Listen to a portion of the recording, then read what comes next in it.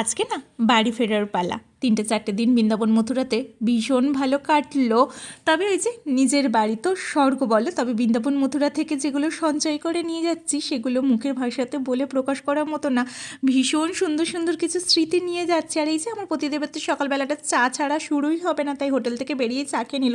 তবে ওখানের প্রত্যেকটা মানুষের ব্যবহার সত্যি খুব ভালো। তবে এই কটা দিন না সেরকম কুয়াশা বা ঠান্ডা কিছুই ছিল না বৃন্দাবন মথুরা। তো মা আজকে দেখি ভীষণ কুয়াশা পড়েছিল। তবে আমাদের ট্রেনটা না 2 ঘন্টা লেট করেছে। পতিদেব বলছিল চলো ততক্ষণ একটা মন্দিরে ঘুরে আসি, তো কিন্তু সে আর যাওয়া হয়ে ওঠেনি। তবে ট্রেনটা তো 2 ঘন্টা লেটে এসেছে, আবার ট্রেনে বসেও 2 ঘন্টা লেট। টুকিটাকি কিছু খাবার দাবার খাচ্ছিলাম। তবে আমার মন যে পড়ে রয়েছে মায়ের হাতে শুক্তোতে, কারণ অনেক দিন মায়ের হাতে খাবার খাইনি। আর মায়ের হাতে সব থেকে ভালো খাবার বলতে আমার কাছে যেন মায়ের হাতে সেই শুক্তোটাই।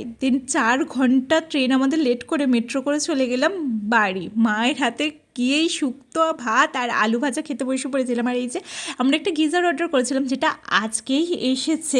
সন্ধ্যেবেলাতে আমি করছিলাম ওই সরু চাকলি বড়া টাইপের। তবে কাঁচা হাতের তো মায়ের মতো সুন্দর শেপ দিতে পারিনি, কিন্তু একটু চেষ্টা করে দেখছিলাম। বিয়ের আগেও করতাম কিন্তু এইরকম শেপেই হতো সেগুলো।